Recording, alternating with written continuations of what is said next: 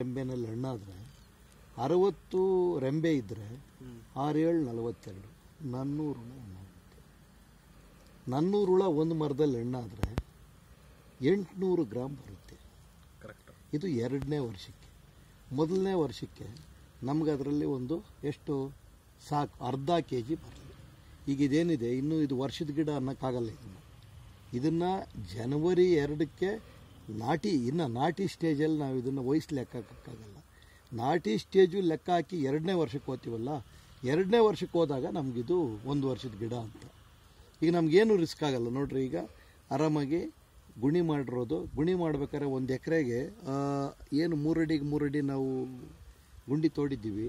3 ಅಡಿ ಗುಂಡಿ ತೋಡಬೇಕಾದ್ರೆ ಒಂದು 16,000 ರೂಪಾಯಿ ಖರ್ಚು ಬರುತ್ತೆ JCBಗೆ. ಮತ್ತು ಸಸಿಗಳು 480 ಸಸಿ ನಾವು 1 ಎಕರೆನಲ್ಲಿ ನಾಟಿ ಮಾಡ್ತೀವಿ. ನೀರು ಇದ್ದರೆ ಕೊಡಬಹುದು, ಇಲ್ಲದೆ ಇದ್ದರೆ ಇಲ್ಲ. ಏನಾಯಿತು, ಈ ಸರಿ ಬೇಸಿಗೆ ಬಂದಿದ್ದರಿಂದ, ಇದು ಮಳೆಗಾಲ ಅಲ್ಲ, ಬೇಸಿಗೆ ಆಗಿದ್ದರಿಂದ ಅನಿವಾರ್ಯವಾಗಿ ನಾವು ನೀರನ್ನ ಕೊಡಬೇಕಾಗಿ ಬಂತು. ಈಗೇನಾಯಿತು, ಇವ್ರದ್ದು ಒಂದು ಬೋರ್ವೆಲ್ ಇತ್ತು, ಬಹಳ ಹಿಂದೆ ಹಾಕಿ ಬಿಟ್ಬಿಟ್ಟಿರುವಂಥದ್ದು. ಅದರಲ್ಲೆಲ್ಲ ಒಂದು 200 ಗ್ಯಾಲನ್ ನೀರು ಬರ್ಬೋದು. 200 ಗ್ಯಾಲನ್ ಅಂದರೆ 1 ಇಂಚಲ್ಲಿ 5ನೇ ಮಟ್ಟ. ಅದನ್ನು ಸುಮ್ಮನೆ ಒಂದು ತೊಟ್ಟಿ ಮಾಡಿ, ಮತ್ತು ಇಲ್ಲಿ ನಮ್ಮ ಕಾಲೇಜ್ ಇದೆಯಲ್ಲ, ನಮ್ಮದೇ ಕಾಲೇಜ್ ಇದೆ, ಕಾಲೇಜಲ್ಲಿ ಲ್ಯಾಟ್ರಿನ್ ಟಾಯ್ಲೆಟ್ ಇದು ನೀರಿದೆಯಲ್ಲ, ಅದಕ್ಕೊಂದು ಲೈನ್ ಮಾಡಿದ್ದಾರೆ. ಅದನ್ನು ಇದರಲ್ಲಿ ನೀರು ಬಿಟ್ಬಿಡ್ತಾರೆ ಇರೋದರಿಂದ. ಈಗ ನಮ್ಮೂರಲ್ಲಿ ಬೇರೆಯವರು ಎಲ್ಲರೂ ಮಾಡಿರ್ತಕ್ಕಂಥವರು ನೀರು ಇಲ್ಲ, ಅವರೇನು ಮಾಡ್ತಾ ಇರೋದು ಅಂದರೆ ಟ್ಯಾಂಕರಲ್ಲಿ ನೀರು ತಗೊಂಡೋಗಿ ಸ್ವಲ್ಪ ನೀರು ಹಾಕ್ತಾಯಿದ್ರು ಗಿಡಕ್ಕೆ. ಎಲ್ಲರದೂ ಗಿಡಗಳು ಇವ್ರು ಫಸ್ಟ್ ಮಾಡಿದ್ರು. ಇವ್ರಿಗೆ ನಾನು ಸುಮ್ಮನೆ ಜನವರಿ 1ನೇ ತಾರೀಕು ಬಂದು ಮಾತಾಡಿದೆ. 2ನೇ ತಾರೀಕು ಪಾಕೆಟ್ ಮಾಡಿಬಿಟ್ಟು ಇವರು ಬಿಟ್ಟೇ ಬಿಟ್ರು.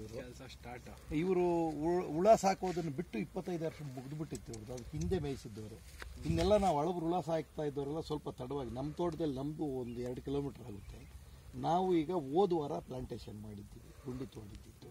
ಮತ್ತು ಈಗ ನಾವು ಮಾಮೂಲಿ ತೋಟ ಮಾಡ್ತಾ ಇದ್ವಲ್ಲ, ಈ ಇದನ್ನು ಗರಿಕೆ ಹುಲ್ಲು ಅಂತೀವಿ, ತುಂಗೆ ಹುಲ್ಲು, ಇವೆರಡೂ ಇದ್ರೆ ತೋಟ ಬರೋದೇ ಇಲ್ಲ. ಅದು ಈಗ ಈ ಮರದ ಕಡ್ಡಿಯಲ್ಲಿ ಅದು ಯಾವುದೂ ಇದರಲ್ಲಿ ಲೆಕ್ಕಕ್ಕಿಲ್ಲ. ಆ ಗರಿಕೆ ಹುಲ್ಲಾದರೂ ಇರಲಿ, ತುಂಗೆ ಹುಲ್ಲಾದರೂ ಇರಲಿ, ಕಳೆ ಆದರೂ ಇರಲಿ, ಏನಾದರೂ ಇರಲಿ.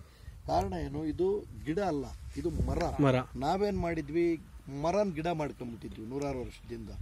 ಮತ್ತೆ ಈಗ ನಾವು ಅನಿವಾರ್ಯವಾಗಿ ಮರಕ್ಕೆ ಹೋಗ್ತಾ ಇದ್ದೀವಿ. ಇದನ್ನೀಗ ಮತ್ತೆ ಮರ ಮಾಡಕ್ಕೆ ಹೊರಟಾಗ ಒಂದು ತೋಪಲ್ಲಿ ಮರ ಇರುತ್ತೆ, ಯಾರದಕ್ಕೆ ಕಳೆ ತೆಗೆಯೋದು, ಯಾರದಕ್ಕೆ ಗೊಬ್ಬರ ಹಾಕಿದ್ದು, ಯಾರದಕ್ಕೆ ನೀರು ಕೊಟ್ಟಿದ್ದು. ಮಳೆಗಾಲದಲ್ಲಿ ಆ ಮರದಲ್ಲಿ ಯಾವ ರೀತಿ ಆ ಮರದಲ್ಲಿ ಬರಬೇಕಾಗಿರೋ ಸೊಪ್ಪು ಹಣ್ಣು ಕಾಯೆಲ್ಲ ಬರುತ್ತೋ, ನಮ್ಮ ಇಪ್ಪನೇಳೆ ಮರದಲ್ಲಿನೂ ಸೊಪ್ಪು ಬರುತ್ತೆ. 2 ವರ್ಷ ಕಾಪಾಡಿದ್ರೆ ಸಾಕು. ನಾವು ನೀರಿದ್ದರೆ ನೀರು ಕೊಟ್ಟಾದರೂ ಕಾಪಾಡಿ, ನೀರಿಲ್ಲದೆ ಇದ್ದರೆ ಯಾವುದಾದ್ರೂ ಬೇರೆ ಮೂಲದಿಂದ ನೀರು ಕೊಟ್ಟಾದ್ರೂ ಕಾಪಾಡಿ. 2 ವರ್ಷ ಕಾಪಾಡಿದರೆ 3ನೇ ವರ್ಷದಿಂದ ಆಚೆ ನೀವು ಇಪ್ಪನೇರಳೆ ತೋಟ ಮೇಂಟೈನ್ ಮಾಡಬೇಕಂತ ಜ್ಞಾಪಿಸ್ಕೊಳ್ಳೋ ಹಾಗೇನೂ ಇಲ್ಲ. ಅದ್ರ ಪಾಡ್ಗೆ ಅದು ಬರ್ತಾ ಇರುತ್ತೆ. ನೀವು 1 ವರ್ಷಕ್ಕೆ ಮಳೆಗಾಲ 8 ತಿಂಗಳಿರುತ್ತೆ, ಇರಲಿ. ಈ ರೀತಿ ಕೈ ಕೊಡೋ ಅಂಥ ಮಳೆಗಾಲಗಳು ಆ ಕಾಲದಿಂದ ಇವತ್ತು ಇದ್ದಾವೆ. 1 ವರ್ಷ ಕೈ ಕೊಟ್ಟರೆ ಮುಂದಿನ ವರ್ಷ ಮಳೆ ಬರಲ್ಲ ಅಂತೇನಿಲ್ಲ. ಈಗ ಮಳೆಗಾಲ 8 ತಿಂಗಳಿರುತ್ತೆ. 8 ತಿಂಗಳಲ್ಲಿ 4 ಬೆಳೆ ನಾವು ಹಣ್ಣು ಮಾಡಿದರೆ 250 kg 1 ಎಕರೆಗೆ ಬಂದರೆ, ಆ ಒಂದು ಬೆಳೆಗೆ 1 ಎಕರೆಗೆ 250 kg. ಮಳೆಗಾಲದಲ್ಲಿ 4 ಬೆಳೆ ಬಂದರೆ 1,000 kg ಆಗುತ್ತೆ. 300 ರೂಪಾಯಿಗೆ ಮಾರಿದ್ರೂ 3 ಲಕ್ಷ ಆಗುತ್ತೆ. ಯಾವ ಬೆಳೆನಲ್ಲಿನೂ ಇಷ್ಟು ಕೆಲಸ ಕಡಿಮೆ, ರಿಸ್ಕ್ ಕಡಿಮೆ, ಬಂಡವಾಳ ಕಡಿಮೆ, ಆದಾಯ ಬರುವಂಥ ಬೆಳೆ ಇಲ್ಲ, ರೇಷ್ಮೆ ಒಳಗೆ ಮಾತ್ರ. ಈಗ ನಾವು 5 ವರ್ಷ ಕಳೆದುಬಿಟ್ರೆ ಈ ಮರಗಳಲ್ಲೆಲ್ಲ ಮೊಟ್ಟೆಗೆ, ಒಂದು ಮರಕ್ಕೆ 1 ಮೊಟ್ಟೆ ಅನುಮಾನವಿಲ್ಲದೆ ಸಾಕ್ಬೋದು. 430 ಮರ ಇರುತ್ತೆ, 400 ಮೊಟ್ಟೆ ಸಾಕೋದಕ್ಕೆ ಅನುಮಾನ ಇಲ್ಲ. 400 ಮೊಟ್ಟೆ 4 ಬೆಳೆ ಸಾಕಿದರೆ 4 4 16 16 3 48 5 ಲಕ್ಷ 1 ಎಕರೆನಲ್ಲಿ ಬೆಳ್ಕೊಳ್ಳೋದಕ್ಕೆ ಅನುಮಾನವಿಲ್ಲ. CB ಬೆಳೆಯೋಕ್ಕೆ ಹೋಗಬಾರ್ದು. ಈ ಸೊಪ್ಪಲ್ಲಿ ಗುಣಮಟ್ಟದ ಎಲೆ ಬರುತ್ತೆ ನೋಡಿ. ಈಗ ಇದು ಎಷ್ಟು ಚೆನ್ನಾಗಿದೆ ಅಂದರೆ, ಈ ಎಲೆ ಗುಣಮಟ್ಟನ ನಾವು ಲೆಕ್ಕ ಹಾಕೋಕ್ಕೆ ಆಗಲ್ಲ.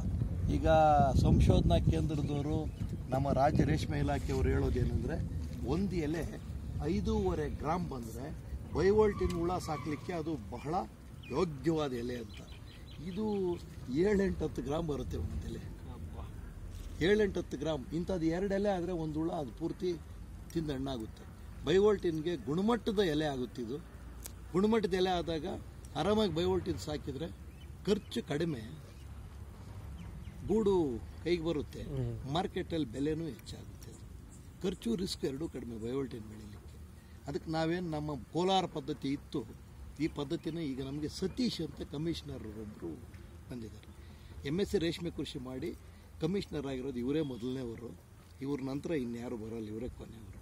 ಇವರು MSc ಸಿರಿಕಲ್ಚರ್ 2 ವರ್ಷ ಮಾಡಿದ್ದರಿಂದ, ರೈತನ ಮಗನಾಗಿ ಹಳ್ಳಿಲಿ ಕೆಲಸ ಮಾಡಿದ್ದರಿಂದ ಇಂಥವುಗಳ ಬಗ್ಗೆ ಎಲ್ಲ ನೋಡಿ ಚರ್ಚೆ ಮಾಡಿದ ತಕ್ಷಣ ಅವರು ಇಲಾಖೆ ಒಳಗೆ ನಾನು ಅವ್ರಿಗೆ ಹೇಳಿ ಎಲ್ಲನೂ ಒಂದು 7-8 ತಿಂಗಳಾಗಿದೆ ಯೋಜನೆನೇ ತಂದುಬಿಟ್ರು. ಇದನ್ನು ಮರದ ಪದ್ಧತಿ, ಮರಕ್ಕೊಂದು ಮೊಟ್ಟೆ, ಒಂದು ಮರ ಮಾಡಿದರೆ ಒಂದು ಮೊಟ್ಟೆ ಹಣ್ಣಾಗುತ್ತೆ, ಒಂದು ಮೊಟ್ಟೆ ಮೇಯಿಸುವಂಥವ್ರು ಒಂದು ಮರ ಮಾಡಬೇಕು.